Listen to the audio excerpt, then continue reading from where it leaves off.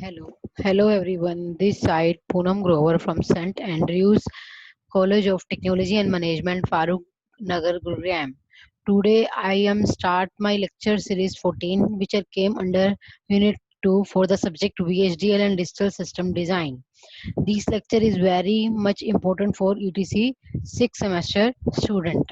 So in my today lecture, I will cover various topic, that is design libraries, design file, use clause, or you can say library clause, implicit visibility and explicit visibility, and last one is called your standard. So here we also described one more important library, that is called your predefined library, which one that is a part of your also a design library. So we can discuss that number of phenomena one by one. So as per, what do you mean by design library? A visual description is stored in a design library. A design library is an area of storage in the file system of host environment. The format of this storage is not defined by the language. Typically, a design library is implemented on a host system as a file directory, and the compiled descriptions are stored as a files in this directory. So the management of the design library is also not defined by the language and is again tool implementation specific. कहने का मतलब ये है मेरा, like जैसे what do mean by design library. जैसे suppose करो कि आपने लाइक सी के ऊपर कुछ प्रोग्राम लिखना है, ठीक है, तो सी के लिए जो आपका सॉफ्टवेयर होगा वो आप अपने कंप्यूटर के अंदर इंस्टॉल करोगे. वैसे ही VHDL लैंग्वेज में अगर आपने कोई कोड लिखना है और उसको फिर सिमुलेशन में जाके रन करना है, तो आप जो कोड है वो अपने सॉफ्टवेयर के अंदर राइट करोगे, उसकी फाइल के अंदर जाके. तो एक्चुअल में that will be concern to your design library. Clear? तो वो जो आपका यूजर होगा वो उसने पहले से इटसेल्फ जो है लाइब्रेरी जो है पहले से सॉफ्टवेयर के अंदर बना रखी हैं, जिसके अंदर आप अपना वर्क क्या करोगे, हैंडल करोगे. Clear? So an arbitrary number of design library may be specified. Each, इसमें कई तरह की लाइब्रेरीज होती हैं. Each design library has a logical name. हर एक डिजाइन लाइब्रेरी का एक लॉजिकल नेम होगा, क्योंकि हमारी जो VHDL लैंग्वेज है वो हमारे डिजिटल सर्किट्स के ऊपर काम कर रही है. हम डिजिटल लॉजिक सर्किट की डिजाइनिंग जो है वो अपने Xilinx सॉफ्टवेयर से कर रहे हैं, जो कि आपका VHDL टूल इम्प्लीमेंटेशन है. यानी कि VHDL stand for Very Hardware Description Language. Clear? So the association of logical name with their physical storage name is maintained by the host environment. तो आप जो बना रहे हैं, और जैसे सपोज करो कि आपने गेट बनाना है, तो आपका जो गेट है, क्लियर, जो गेट है वो जो मेन वर्क होगा वो आपका वर्क लाइब्रेरी के अंदर जाके लिखा जाएगा और वर्क के अंदर क्या होगा, स्टोर होगा. मैंने कुछ कॉमन लाइब्रेरी के नाम यहाँ मेंशन किए हुए हैं. One is called your standard and other one is called your TEXTIO. ठीक है? तो वन डिजाइन लाइब्रेरी विद इस logical name STD predefined in the language. This library contains a compiled description for the two predefined package. One is called your standard and other is called your textio. यानी कि हमने like जैसे suppose करो आपको आपने एक एनगिट का programme लिखना है, तो जो एनगिट का प्रोग्राम है वो आपकी वर्क नाम की लॉजिकल नेम, जो आपका लाइब्रेरी का लॉजिकल नेम उस टाइम में क्या होगा, मैंने ये बोला है कि हर एक लाइब्रेरी, हर एक जो फिजिकल स्टोरेज है लाइब्रेरी की, वो अब उसके लॉजिकल नेम से स्टोर की जाती है. ठीक है? तो आपका जो फिजिकल नेम है वो एंड गेट है. वो एंड गेट है, एंड गेट या और गेट हो या एनी अदर गेट हो, वो आपकी work name as per your work library में जाके क्या होगा, स्टोर होगा. लेकिन जो आपने अपने प्रोग्राम में कहीं कॉन्टेक्स्ट क्लोजेस लगाए हैं, कहीं आपने लाइब्रेरी फाइल IEEE लगाई है, तो ये जो स्टैंडर्ड मेंटेन कर रखे हैं उसने, that will be the part of your standard and TEXTIO library. Clear? तो जो यूजर है, जैसे ही आप प्रोग्राम अपने वर्क लाइब्रेरी के अंदर लिखोगे, मेरे कहने का मतलब है कि आप जो भी प्रोग्राम अपने Xilinx सॉफ्टवेयर के अंदर लिखते हो वो वर्क लाइब्रेरी में जाके स्टोर होता है. और before start the compilation, the related function which we are need for the specific operation on your logical gate, that is used by your work library from the IEEE standard or you can say textio. ठीक है? तो जो standard और टेक्स्टियो है, ये दो हमारी pre defined packages हैं जो पहले से ही यूजर ने लाइक उस सॉफ्टवेयर के अंदर इनबिल्ट कर रखे हैं। तो जब भी आप प्रोग्राम लिखोगे उससे रिलेटेड जितने भी आपकी लाइक कंपाइलेशन होंगी, प्रोसीजर होंगे, वो अपने आप वर्क लाइब्रेरी उस स्टैंडर्ड लाइब्रेरी से फेच करेगी एंड फिर वो आपको उस पर्टिकुलर प्रोग्राम की कंपाइलेशन में वो चीजें क्या करेंगी, आपकी हेल्प करेंगी। ठीक है, तो उसने ये कहा हुआ है there is a one design library with a logical name. उसका लॉजिकल नेम क्या है, वर्क। इट मींस जो कुछ आप लिख रहे हो ऑन जाइलिंग सॉफ्टवेयर के ऊपर, वो उसकी वर्क नाम की लाइब्रेरी में जाके क्या होता है, स्टोर होता है। When A VHDL description is compiled, जब आप उस प्रोग्राम को कंपाइल करोगे यानी कि रन करोगे, the compiled description is always stored in the working library है। Therefore, before compilation begin, the logical name work must point the tune to a design library. Clear? तो यहाँ मैंने एक फिगर बना रखी है। जैसे सपोज करो यूजर ने कोई भी फाइल बनाई अपनी, ठीक है, डिजाइन फाइल बनाई, जो भी वो आपका लाइक लॉजिकल सर्किट को डिजाइन करना चाहता है, लाइक फ्लो डिजाइन करना चाहता है, रजिस्टर डिजाइन करना चाहता है, या वो काउंटर बनाना चाहता है, ठीक है जी। तो उससे रिलेटेड जो भी डिजाइन फाइल होगी वो अब वो यानी कि इस फाइल में उसका कोड लिखा जाएगा। फिर वीएचडीएल, जब आप उसके अंदर जाइलिंग सॉफ्टवेयर के अंदर एक वीएचडीएल एनालाइजर होता है, आपने जो कुछ लिखा है उसमें कोई सिंटेक्स एरर तो नहीं है या कोई सिमेंटिक्स एरर तो नहीं है, वो एनालाइजर उसको चेक करने के बाद इंटरमीडिएट फॉर्म में चेंज करेगा। तो एनालाइजर क्या करेगा, अपनी जो स्टैंडर्ड लाइब्रेरी है उनमें से जो पहले प्री डिफाइंड पैकेज हैं, उन पैकेजेस से अपने आपने जो डिजाइन फाइल में कई एट्रीब्यूट्स यूज कर रखे हैं वो दोनों की मैचिंग होती है। अगर दोनों के एट्रीब्यूट्स जो हैं वो सेम हैं, ठीक है जी, जो आप लिख रहे हो और जो आपने स्टैंडर्ड पहले से मेंटेन करके रखे हुए हैं, अगर दोनों के एट्रीब्यूट सेम हैं, तो एनालाइजर क्या करेगा, उस पर्टिकुलर कोड को इंटरमीडिएट फॉर्म में क्या करेगा, चेंज कर देगा। क्लियर? क्लियर। देन क्या होगा, आप जिस लाइक आपका प्रोग्राम जिस लाइब्रेरी से कंसर्न होगा, ठीक है, उस लाइब्रेरी में जैसे प्रोग्राम जाके क्या हो जाएगा, स्टोर हो जाएगा। तो उसने यहाँ पे भी वही लिखा हुआ है कि the processed the visual source is present in A sky file called design file. यानी कि जो भी आप लिखते हो वो स्काई पैटर्न में लिखा जाता है, फिर वो फाइल प्रोसेस होती है bye the use of VHDL analyser. फिर एनालाइजर ने उसको एनालाइज किया, आफ्टर विच क्या होगा, एनालाइजर उसके सिंटेक्स एरर और सिमेंटिक्स एरर को चेक करेगा, यानी कि वो वेदर इट इज करेक्ट और नॉट, ठीक है, फिर उसको कंपाइल करके इंटरमीडिएट फॉर्म में क्या कर देगा, चेंज कर देगा। So the intermediate form is stored in the design library, ठीक है, that has been designated as a working library. तो जो भी आपका कोड बन के तैयार होगा फाइनल फॉर्म में, वो आपका पर्टिकुलर लाइब्रेरी में जाके क्या हो जाएगा, स्टोर हो जाएगा। जिस भी लाइब्रेरी फाइल से वो बिलोंग करता होगा, उसी लाइब्रेरी फाइल में जाके, यानी कि वो आपकी वर्किंग लाइब्रेरी फाइल्स होगी, वहां जाके वो फंक्शन क्या हो जाएगा, आपका स्टोर हो जाएगा, यानी कि जो कोड आपने लिखा है वो जाके स्टोर हो जाएगा। ठीक है, next is called here, what do you mean by design file. ठीक है, डिजाइन फाइल क्या होती है, the design file is an sky file containing the VHDL source. यानी कि एक तरह का जो हम प्रोग्राम लिखते हैं उसको उसने डिजाइन फाइल बोला हुआ है। क्लियर? तो जो हमने प्रोग्राम लिखा था, हमने प्रोग्राम टू वे से बनाया था। पहले हम किसी प्रोग्राम को बनाने के लिए उसकी एंटिटी डिक्लेयर करते हैं, देन उसका आर्किटेक्चर बनाते हैं। आर्किटेक्चर में मैंने आपको तीन तरह के मोल्डिंग स्टाइल बनाए हैं। One is called data flow, other one is called structural, and last one is called your behavior. Same so जो एंटिटी डिक्लेरेशन पार्ट होगा वो उसका प्राइमरी यूनिट होगा, और जो उसके बिहेवियर, उसकी फंक्शनैलिटी को क्लियर करेगा इन आर्किटेक्चर पार्ट, जो आर्किटेक्चर पार्ट है वो उसका क्या होगा, सेकेंडरी पार्ट होगा, सेकेंडरी यूनिट माना जाता है। Clear?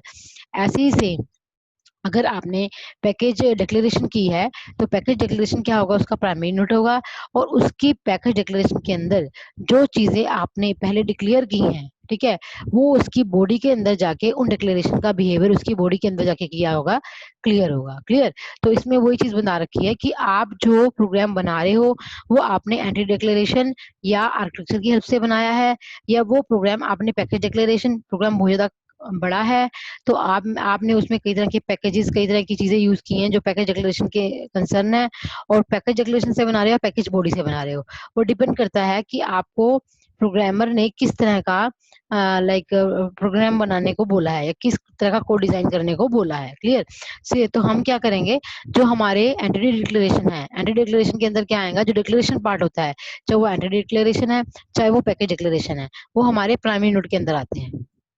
Clear. So the item declared in entity declaration are implicitly visible in the associated architecture body. It means जो इसका कहने का मतलब क्या है कि entity declaration जो है वो आपका प्राइमरी यूनिट है, इतना क्लियर है आपको, ठीक है।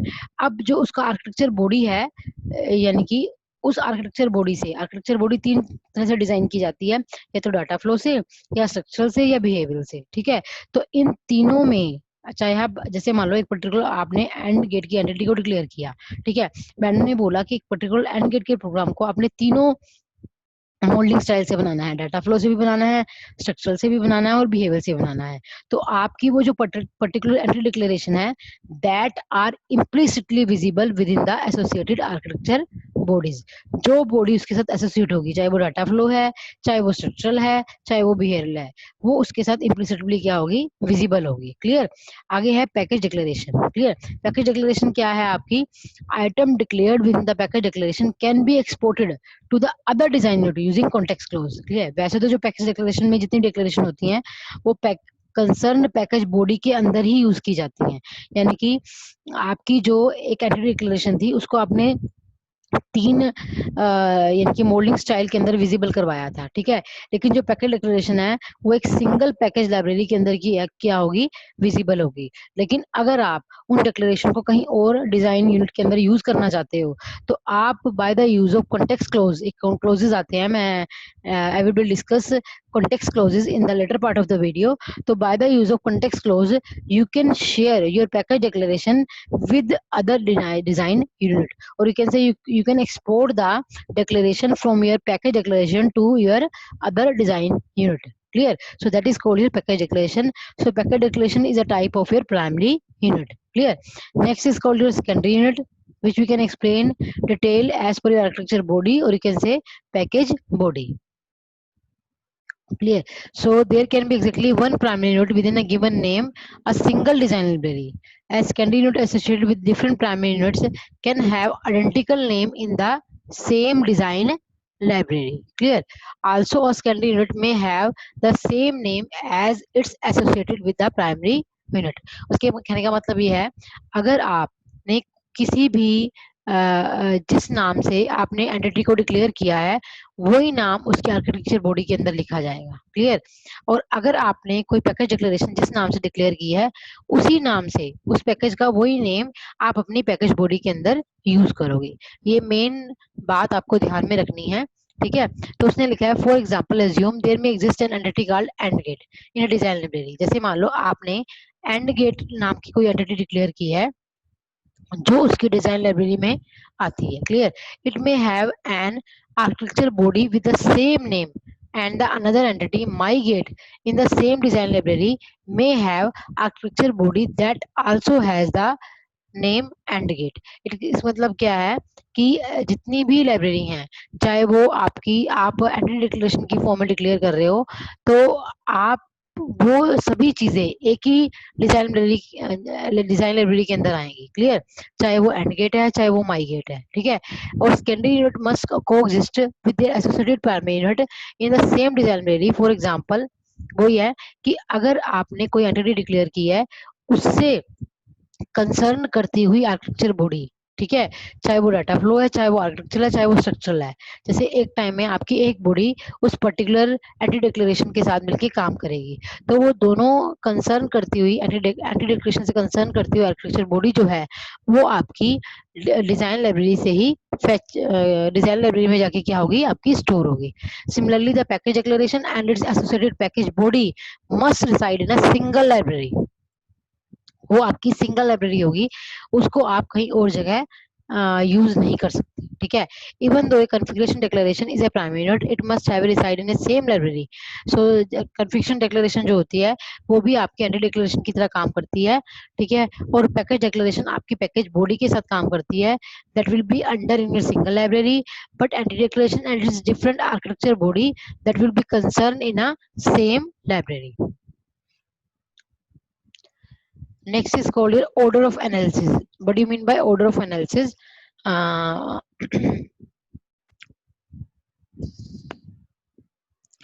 उसने बोला है कि order क्या है, since it is possible to export item declared in a primary unit to other design unit। जैसे मान लो मैंने पहले भी बताया है कि अगर आप से प्राइमरी डिक्लेरेशन के अंदर आपने जो चीजें डिक्लेयर की हैं, ठीक है, अगर उसको कोई और डिजाइन यूनिट शेयर करना चाहता है तो by the use of context clauses होते हैं, उनकी हेल्प से, जैसे कॉन्टेक्स्ट क्लोजेस यूज वर्ड लिखा होगा USE, USE is the type of your context close.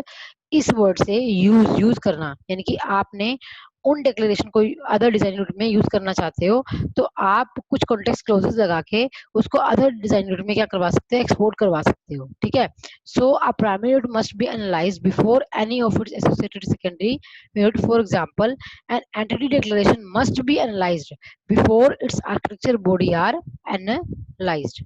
तो जब भी आपने, चाहे आप पैकेज डिक्लेरेशन कर रहे हो, चाहे आप एंटिटी डिक्लेरेशन कर रहे हो, तो जब आपने किसी एंटिटी डिक्लेरेशन को किसी आर्किटेक्चर बॉडी के साथ रन करवाया या फिर आपने पैकेज डिक्लेरेशन को सिंगल पैकेज बॉडी के साथ रन करवाया, तो सबसे पहले उन दोनों चीजों की क्या होगी, एनालाइजेशन होगी। पहले पैकेज बॉडी एनालाइज होगी, फिर पैकेज डिक्लेरेशन क्या होगी, आपकी एनालिसिस में आएगी। तो इसका मतलब क्या है कि आपको हर चीज एक ऑर्डर वाइज एनालाइज करने के बाद ही वो क्या होगी, आपकी पर्टिकुलर चीज कंपाइल होगी। क्लियर, ठीक है। इम्प्लिसिट विजिबिलिटी, ठीक है, तो ये चीज मैंने पहले भी डिस्कस किया है कि एंटिटी डिक्लेरेशन के अंदर जो चीजें आपने डिक्लेयर की हैं that will B implicitly visible in your architecture body. So an architecture body implicitly inherits all the declaration in the entity since it is tied to that entity by virtue of the statement। Clear, तो उसने बोला है anti declaration के अंदर जो भी चीजें आपने डिक्लेयर की हैं that will B implicitly visible in a particular architecture body that concern with your particular type of entity, ठीक है। so that is you can say bound together, ठीक है। Bound together means by the use of your architecture name. It means जो आपने entity जिस नाम से declare की है उसी नाम से आप आर्किटेक्चर को डिक्लेयर करवाएंगे तो वो पर्टिकुलर जो डिक्लेरेशन है उस बॉडी के अंदर क्या हो जाएगी, टाइड हो जाएगी, बाउंड हो जाएगी। क्लियर, तो that should be implicitly visible to your architecture body। Similarly, a package body is implicitly inherits all items declared in the package declaration by virtue of its first statement। तो statement क्या होगी, अगर आपने जो चीजें declare की हैं वो पैकेज बॉडी के अंदर यूज हो तो उसके लिए आपने जो पैकेज डिक्लेरेशन के अंदर नाम यूज किया है उसी नाम से आप पैकेज का नाम डिफाइन करोगे। क्लियर है, सो that is called implicitly visibility. Next is called explicitly visibility. What do you mean bye explicitly visibility, अगर आपने पैकेज डिक्लेरेशन में जो चीजें आपने डिक्लेयर की हैं उसको अदर डिजाइन नोट शेयर करना चाहता है तो आपने क्या करवाना है, एक्सप्लिसिटली विजिबिलिटी करवानी है। तो उस केस में मैंने पहले भी बताया you can use one library close और इधर यूज क्लोज, यानी कि ये वर्ड्स होते हैं जो आपके कॉन्टेक्स्ट यानी कि कीवर्ड्स हैं। यूज, जैसे यूज, आपने कोई चीज यूज करवानी है, किसमें यूज करवानी है, किसी अनदर डिजाइन यूनिट में यूज करवानी है, ठीक है। आपने लाइब्रेरी क्लोज यूज की है, ठीक है। तो इनकी हेल्प से आप डिक्लेरेशन को अदर डिजाइन यूनिट के साथ क्या कर सकते हैं, शेयर कर सकते हैं, ठीक है। तो first is called your context clause. What do you mean by context clause, context clause are associated with the design unit and may be written just before the design unit. Design unit को लिखने से पहले हम उसके साथ context closes attach कर देंगे जिसके कारण क्या होगा, आपका वो पर्टिकुलर जो डिक्लेरेशन है that will B share in other design unit. Clear, तो जैसे आपने यहाँ पे एग्जांपल भी शोर किया हुआ है, जैसे आपने एक लाइब्रेरी एट्रीब्यूट बनाई, ठीक है, तो उस लाइब्रेरी में आपने यूज नाम का एक कॉन्टेक्स्ट क्लोज यूज किया है। क्लियर है, ठीक है। तो क्या मतलब हुआ इसका, जैसे shows an it item specified in a context clause become visible only to the design unit that follow the context clause। clear, it means जो आइटम आपने स्पेसिफाई की हैं, आइटम स्पेसिफाई किया की entity UART। Clear, item specify in a context clause become visible only to the design unit that follow या context clause। ये उसी design note द्वारा फॉलो होगा जो डिजाइन नोट उस कॉन्टेक्स्ट क्लोज को क्या कर रहा है, यूज कर रहा है। क्लियर, ठीक है। तो जो उस कॉन्टेक्स्ट क्लोज को यूज करेगा उसी के अंदर क्या होगा, आपका वो पर्टिकुलर जो चीज है वो आपकी यूज होगी। चीज क्लियर हुई है कि नहीं आपको? मैं दोबारा फिर एक बार रिपीट कर रही हूँ। मेरे कहने का मतलब क्या है कि ये यूज एक तरह का कॉन्टेक्स्ट क्लोज है, ठीक है। इस कॉन्टेक्स्ट क्लोज को, जैसे माने आपने लाइब्रेरी एट्रीब्यूट के नाम से एक लाइब्रेरी बनाई, ठीक है, इट मीन्स एंटिटी जो है वो इस पर्टिकुलर लाइब्रेरी फाइल में से अपने फंक्शन क्या कर रहा है, फेच कर रहा है, क्लियर। तो अगर आप इस एंटिटी को किसी अनदर डिजाइन नोड के साथ शेयर करवाना चाहते हो, तो आपने यूज एट्रीब्यूट वही सेम नेम यूज किया है। इट मीन्स जो यूज कॉन्टेक्स्ट क्लोज जो है वो सेम नाम की जो आपका डिजाइन नोट है, जो डिजाइन यूनिट है वो सेम लाइब्रेरी फाइल्स को यूज करेगा, तभी वो आपका किसी अदर डिजाइन यूनिट में क्या होगा, आपका यूज होगा, क्लियर। तो उसने यहाँ एक बार दोबारा मैं फिर रिपीट करती हूँ, item specified in the context close become visible, that is sorry,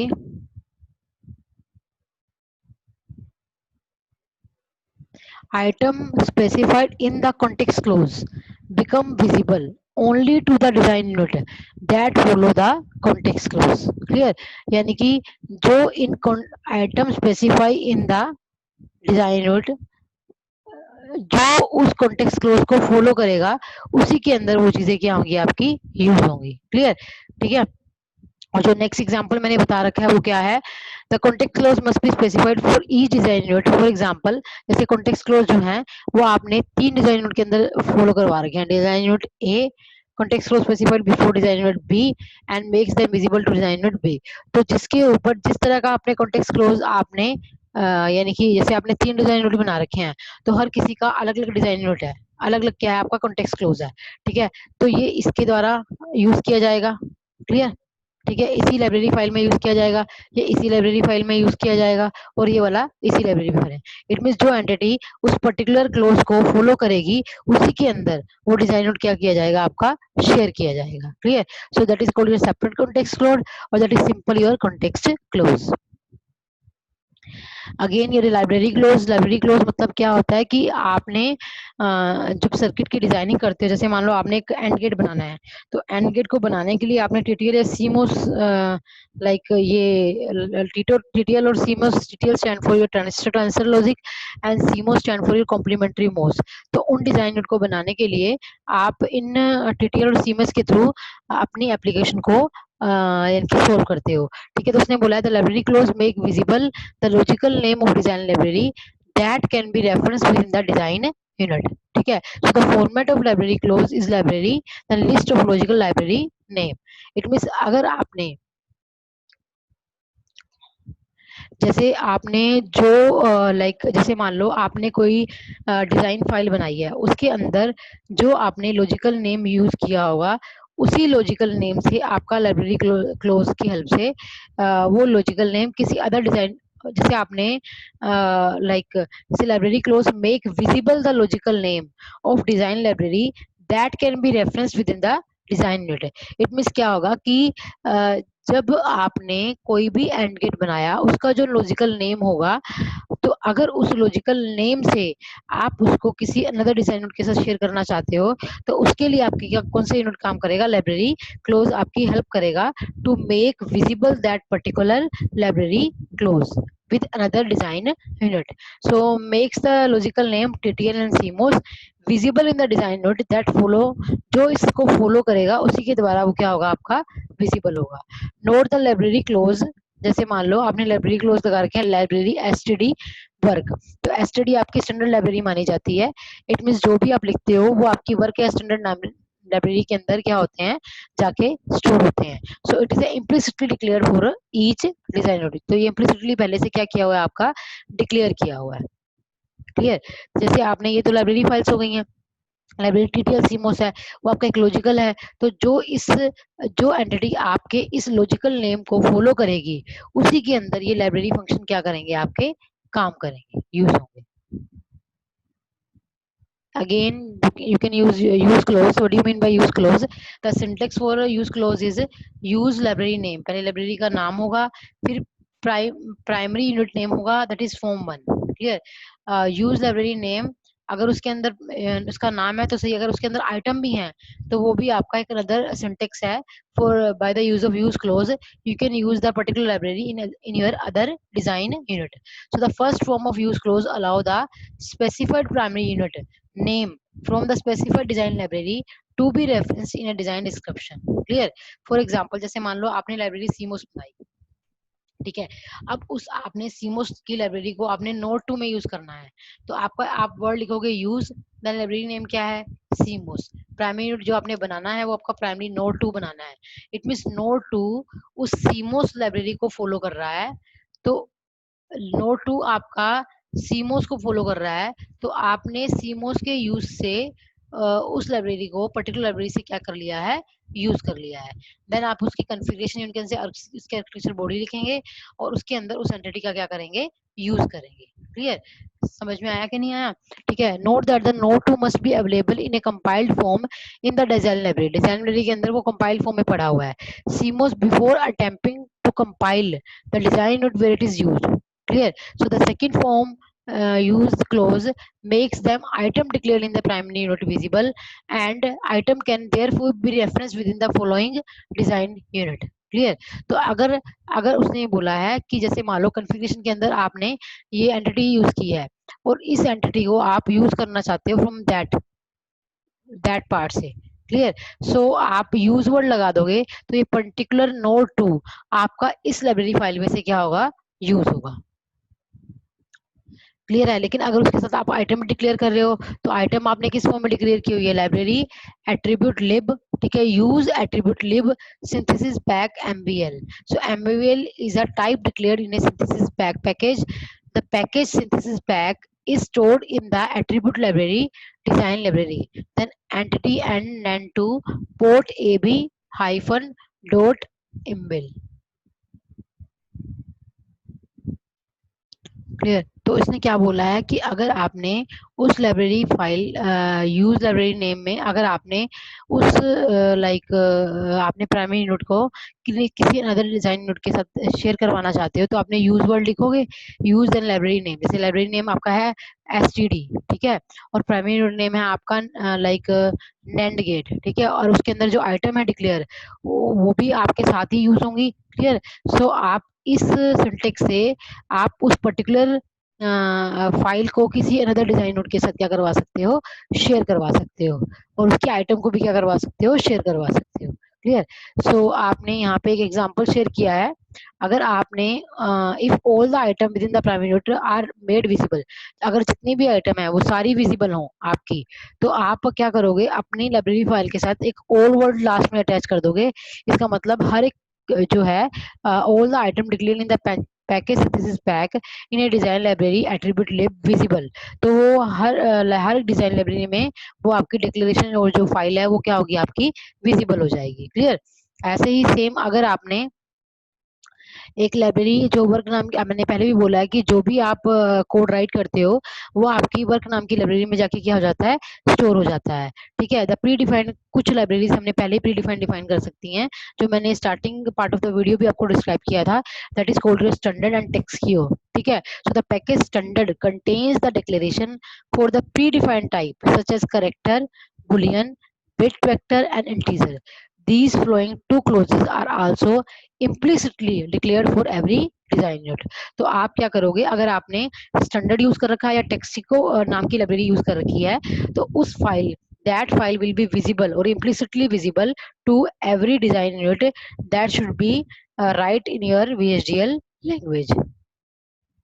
सो अगर उस स्टैंडर्ड फाइल को सभी यूज करना चाहते हैं, सभी विजुअल बनाना चाहते हैं, तो वो एसटीडी करके लास्ट में क्या कर देंगे, ऑल वर्ड अटैच कर देंगे, तो उसको सभी जो यूजर हैं वो उसको क्या कर सकते हैं, यूज कर सकते हैं। If all item declared within the package standard are available for use in every VHDL description by the word use all. तो आप एक चीज नोटिस करना, जब आप अपना कोई भी कोड अपने VHDL Xilinx सॉफ्टवेयर के ऊपर राइट करते हो, तो जब उसकी सबसे पहले उसके अंदर एंटिटी डिक्लेयर की जाती है। ठीक है, एंटिटी डिक्लेरेशन के बाद जब आप उस फाइल को सेव करते हो, उसके बाद आर्किटेक्चर बॉडी लिखना स्टार्ट करते हो, तो फाइल सेव करने के बाद कुछ हेडर फाइल्स अपने आप अटैच हो जाती हैं। तो ये हेडर फाइल्स जो है वो आपकी लाइब्रेरी फाइल्स हैं, जो इटसेल्फ यूजर ने पहले से प्री डिफाइंड पैकेज की फॉर्म में उसके साथ स्टोर कर रखी है।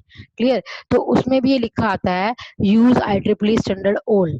क्लियर? इट मीन्स क्या है कि उस लाइब्रेरी फाइल्स में जितने भी रिलेटेड चीजें होंगी आपके पर्टिकुलर प्रोग्राम की, उसको सभी जो है जो यूजर हैं, that will be visible to every user. Clear? So my topic is clear on that behalf. So I think आपको समझ में आ गया होगा. In my today topic I will cover various topic, that is design library, design file, use and library clause, implicitly visibility and explicitly visibility, and last one is called your standard. Clear? And one more thing is called your predefined library, like work or text you. ठीक है? तो आप जो भी काम लिखते हैं वो आपकी वर्क नाम की लाइब्रेरी में स्टोर होता है. जब वो वर्क नाम की लाइब्रेरी में स्टोर हो जाता है तो उससे रिलेटेड जो एट्रीब्यूट्स होते हैं वो आपके कहाँ पड़े होते हैं, pre defined package like standard, और आपके उसमें पड़े होते हैं. वो दोनों की में क्या होती है, मैचिंग होती है. तो अगर दोनों में मैचिंग प्रॉपर हो रही है तो इस मतलब आपका कोई भी एरर शो नहीं करेगा. लेकिन अगर मैचिंग नहीं होती है then you will be contain a syntax और सिमेंटिक्स एरर. ठीक है? फिर आप उस चीज को दोबारा से दोबारा एनालाइज करोगे. जब तक वो एरर रिमूव नहीं हो जाते वो बार बार एनालाइजेशन में प्रोसेस जाता रहेगा. और जैसे ही सारे एरर रिमूव हो जाएंगे आपका जो पर्टिकुलर प्रोग्राम है वो क्या हो जाएगा, आपका रनिंग स्टेट में आ जाएगा. It will be produce some result in the form of RTL schematic, और you can say waveform, or another you can say your logical diagram show by your screen. Clear? So today I will end my video. Thank you for listening my video.